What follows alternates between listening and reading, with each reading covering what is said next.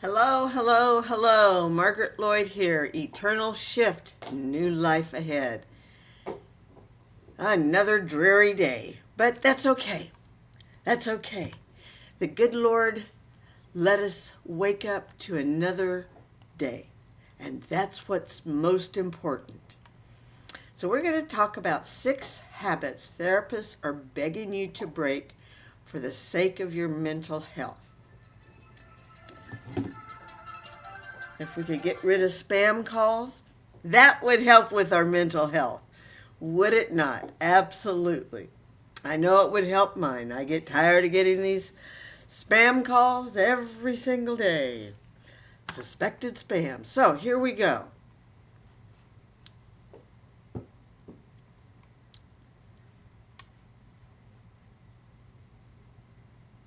So,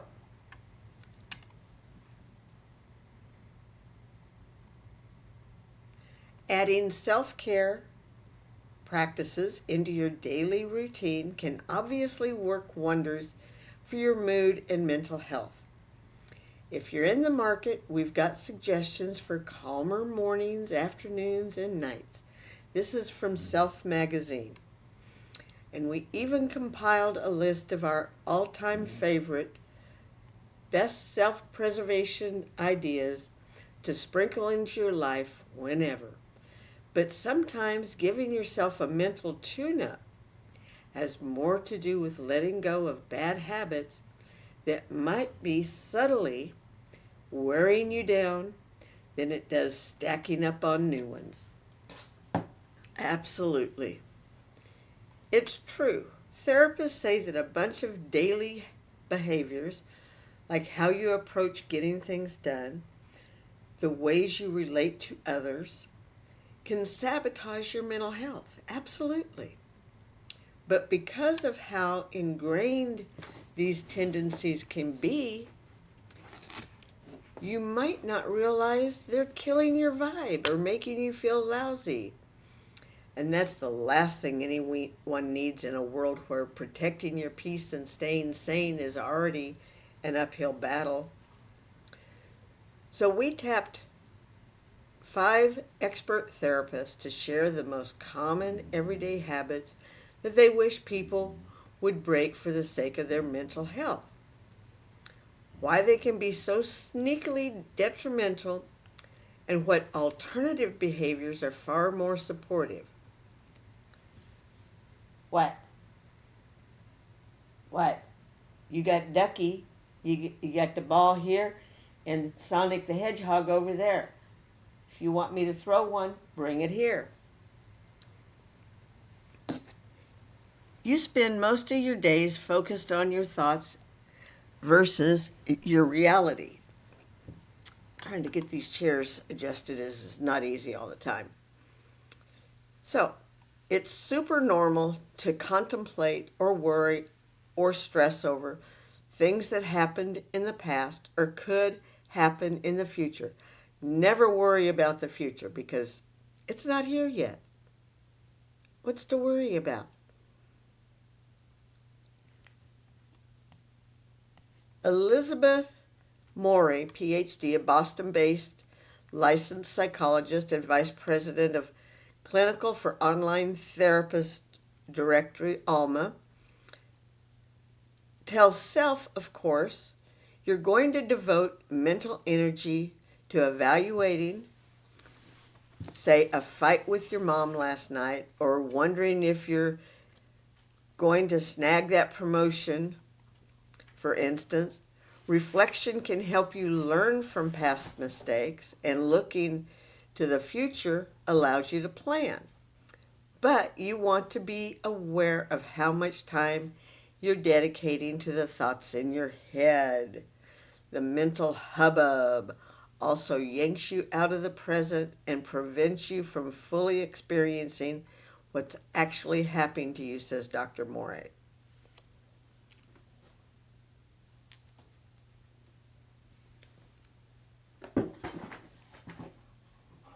You're a good catch.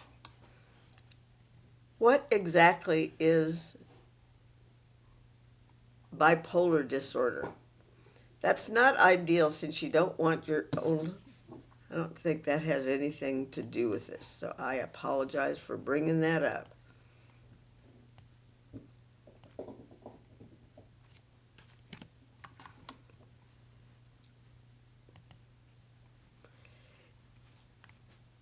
So, the mental hubbub also yanks you out of the present and prevents you from fully experiencing what's actually happening to you, says Dr. Morey. That's not ideal since you don't want your own life to pass you by. Nope. But beyond dimming your awareness of current events, getting stuck in the swirl of your own thoughts could also hamper your mental health long term. Just a minute, Snickers. Just a minute. This pretty puppy just loves playing ball.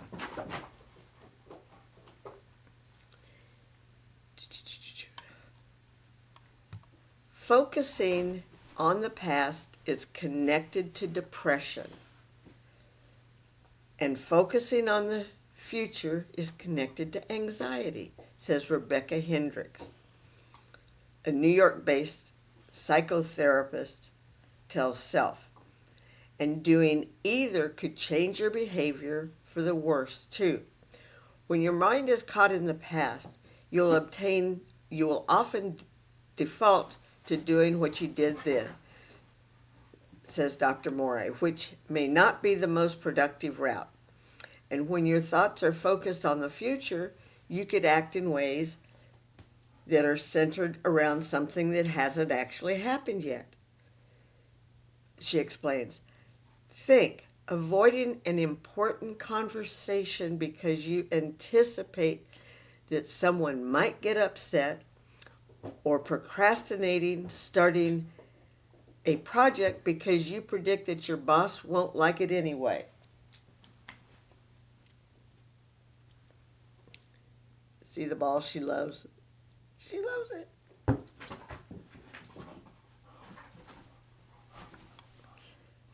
What to do instead?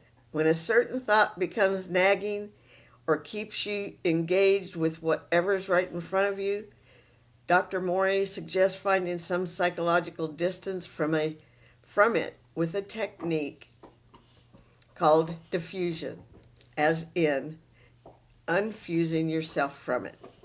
That could be as simple as naming exactly what it is. For instance, rather than saying, "My life sucks," you might say, "I'm having the thought that my life sucks today."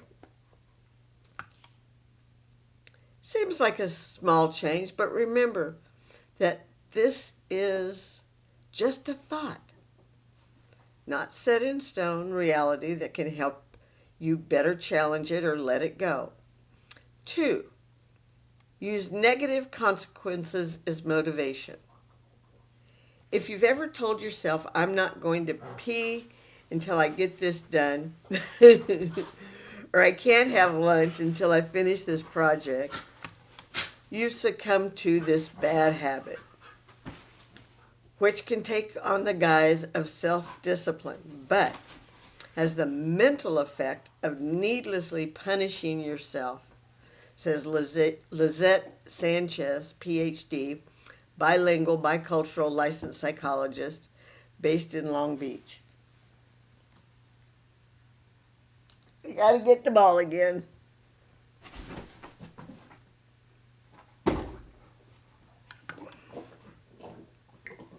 Tell Self, when you don't do something in a specific way or particular time, you're not in trouble and you don't have to put yourself in the corner. She emphasizes, you're an adult with free will. You can create other systems to help you get things done.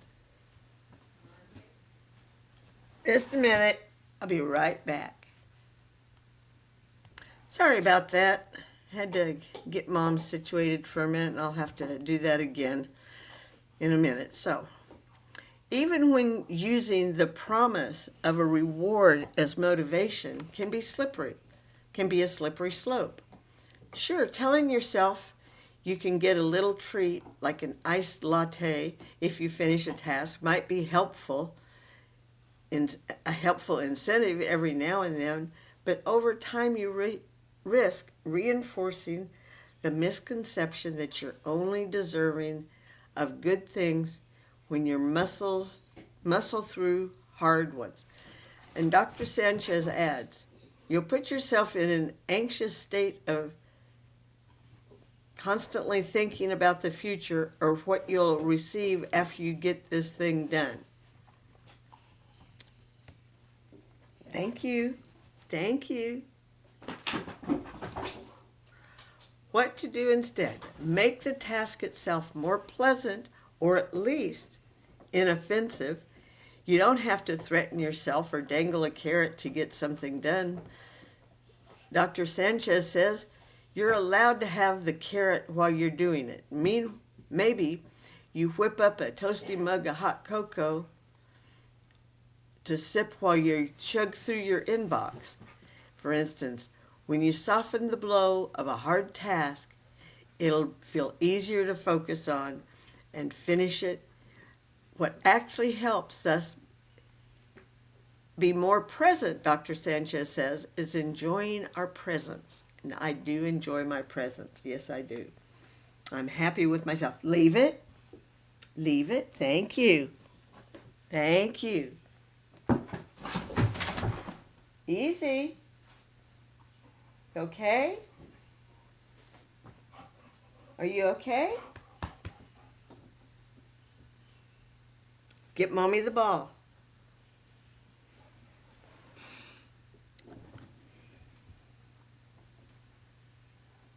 Move. She's such a silly dog.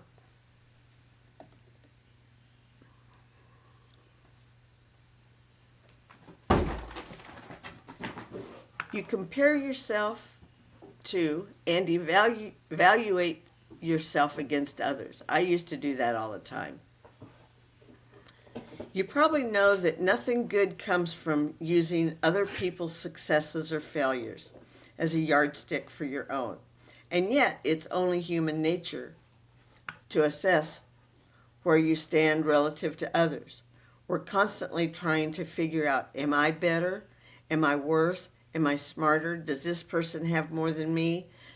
Dr. Morey says if you ever spend time watching yourself respond to people, you'll see how quickly you get pulled into evaluation and judgment. It's particularly noticeable and dangerous with social media, where people tend to share just the highlights. You're comparing your backstage with other people's front of house. Leave it, Snickers.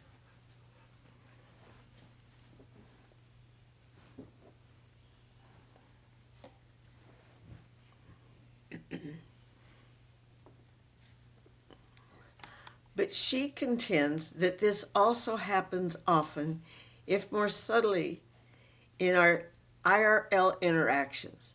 In any scenario, it's bound to make you feel uncomfortable with yourself, or as if you're not good enough, or like there's some reason that this other person has this thing you want. Dr. Sanchez says, so I want to see what this IRL means.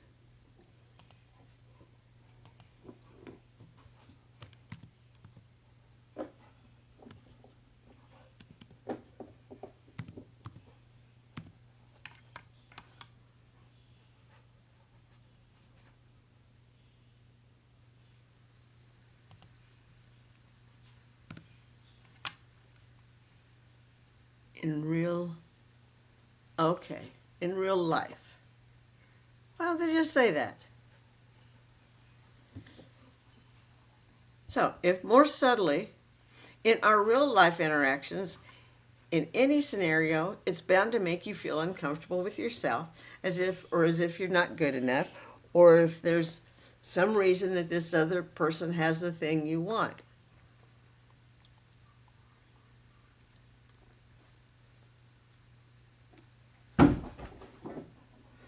What to do instead? Chances are you're not going to be able to stop this behavior entirely. True. I try not to think of what other people have and what I don't have. It is what it is. So, What to do instead? Chances are you're not going to be able to stop this behavior entirely, Dr. Morey says, which is why it can be helpful at first to call your attention to it in a non-judgmental way. For instance, perhaps you stop and think, I just realized I'm comparing myself to this person. Isn't that interesting that I'm doing that? And I did this. I went to a lunch a few weeks ago and was sitting talking with a gal that I went to school with. And come to find out, when I was in school, I thought this person was untouchable. You know, she didn't like anybody that wasn't like her. And I always thought that she was this little rich gal that had everything. Come to find out, she was not. But she put on airs that she was. Come to find out, she and I were pretty much in the same boat socially. We both came from broken homes, and drop it. And she made a lot of her own clothes as I did. So we were much alike, but we just didn't connect. But that's okay. We're connecting now. From there, you might be able to shrink your own response and cut short the negative spiral by simply asking yourself, so what? Dr. Morey says, sounds silly, but when you pause for a second, you might have the liberating realization that this thought doesn't necessitate a response. You can let it go. Leave it. Leave it, Snickers.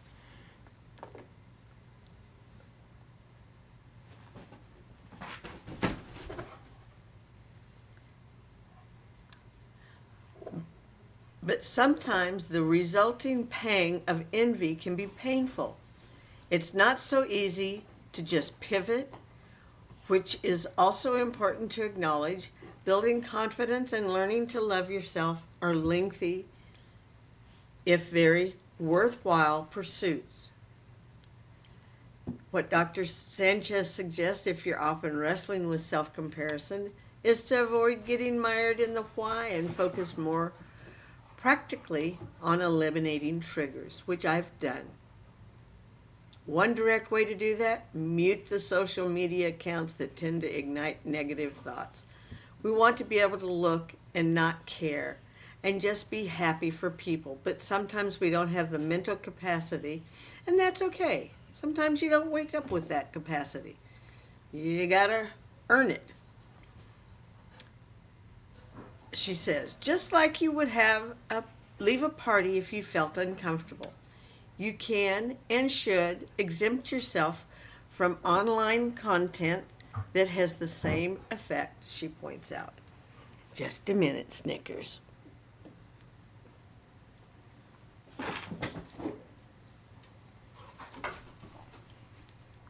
Four, you often put yourself down or self-criticize.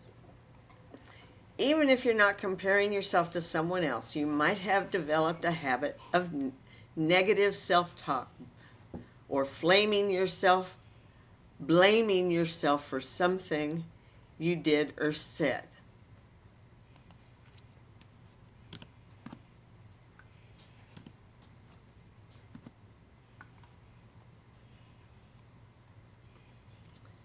Such critical thoughts can easily erupt into more globally bad self-judgments like, I always do X bad things, or I'm never good at Y things, says Tracy Ross, a licensed psychologist.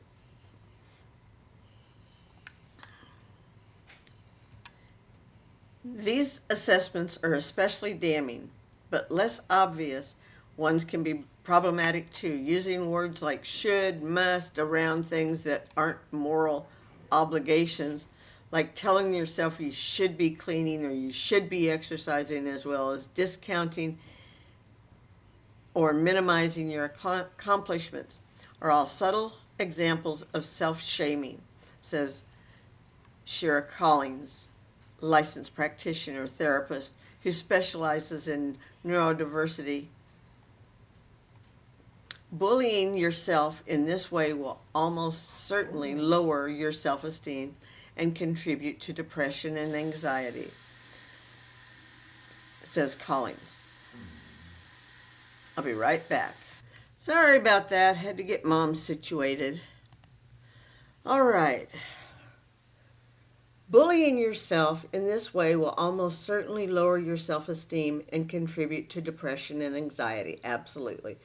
I used to bully myself. Up until a week ago, I would bully myself. We got to stop this. But here's the kicker.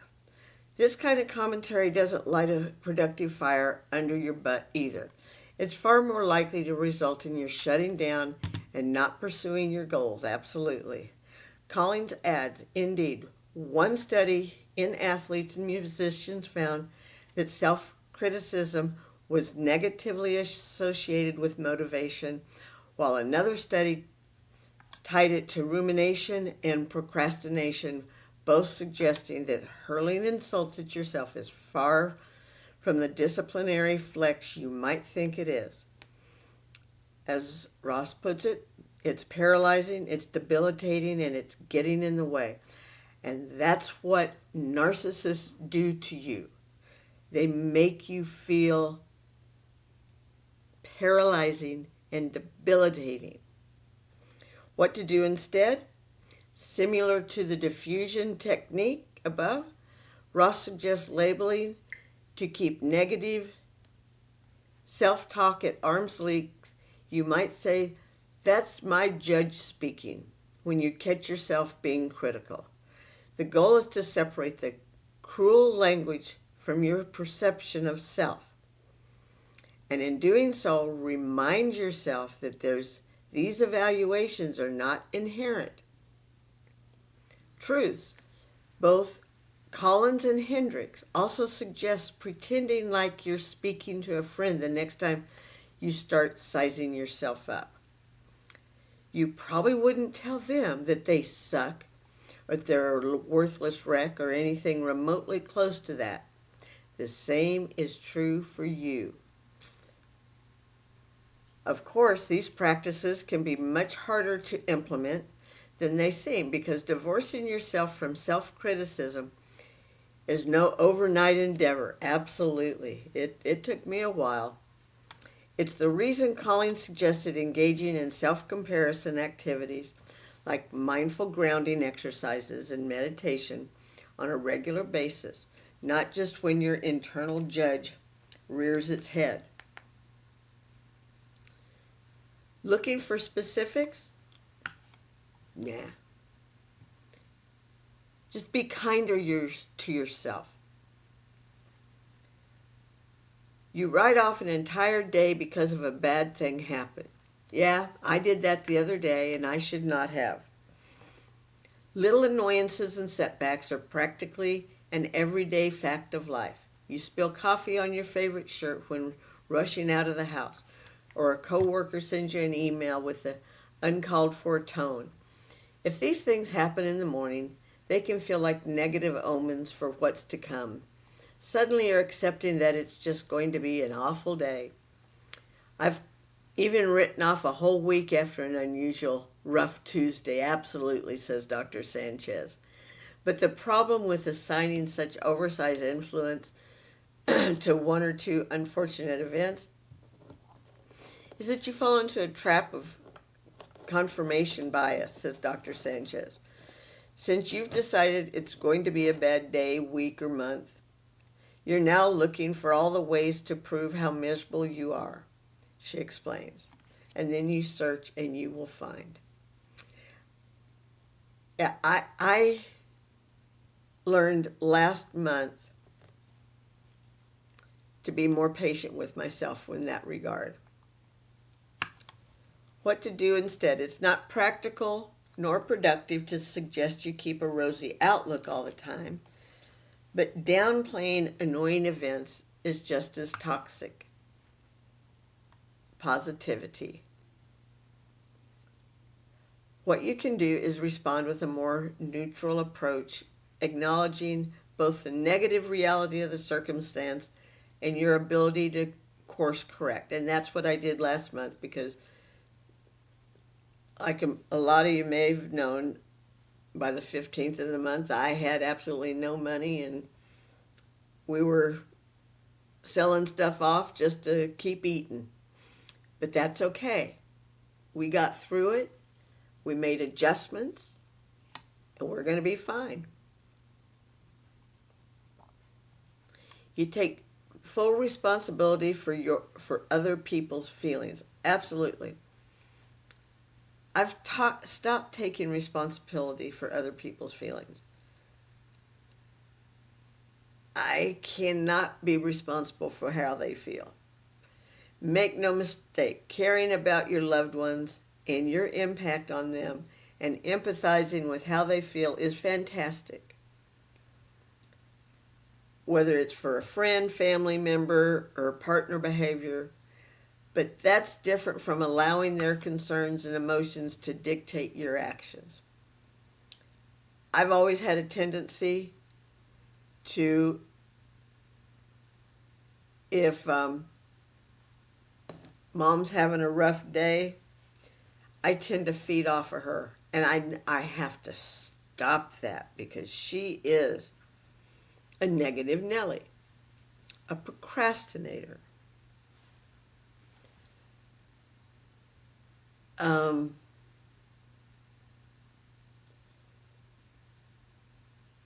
If you have easier ways to do things, she will fight you on it. She'd rather do it the hard way than the easy way.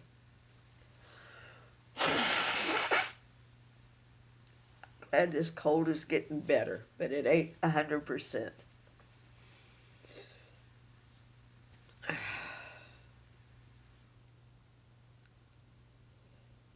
Whether someone else will be disappointed or upset or sad about something you do shouldn't be a deciding factor whether you'll do it or not.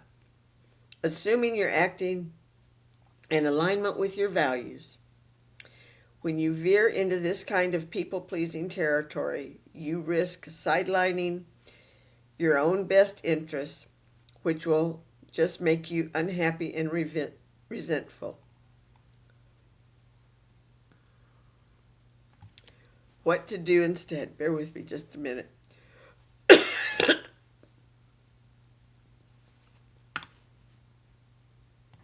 I apologize for that. I was having a sneezing fit, and it's still not wanting to go away. Lord have mercy. Okay. So, what to do next? What to do instead? Excuse me. Know that satisfying everyone around you is not your burden to bear, particularly when you're making a decision that feels right to you. Ross says, speaking of, it can be helpful to take some solo time to reflect on what you actually do and don't want in any given situation, particularly if you've gotten so used to satisfying others that you feel disconnected from your preferences. And I have felt that way many times, disconnected from what I feel is right. But I'm getting there. You can also remind yourself of the freeing reality that you can't actually control how anyone else feels about anything. You can't control it. You can hope they feel the same way you do about something, but you can't control it. So why try to do so at the potential expense of your own feelings and values? Of course, it's a natural tendency for some folks, like all of the behaviors on the list, many of which are exaggerated by the unhealthy ways society measures things like success and likability. So it's totally understandable if you do some or even all of them. The good news is when you become more aware of how you might be falling into these mentally draining patterns, you can make moves to get out of your own way. You can do that. And what I would like you to do when you're finished with this is to please like, comment. I love your comments. Unless you're commenting about how to move money around, I know nothing about money movement, so keep your money. Don't want it. Unless you want to give it to me, I can use the money, but I don't know how to move your money from PayPal to Cash App or anything else, so don't be asking me. I get people asking me those questions. I don't answer those questions. So if you have a question about your mental health, your physical health, I can help with that, especially this mental health. We all need it. And it's so sad that we need it. We shouldn't have to need it. We should be able to just live our lives happily ever after. But I know it doesn't work that way. I know life has its ups and downs. And we can live through them and be happier for it. So, peace out, love. Remember, like, comment, and share. Take care.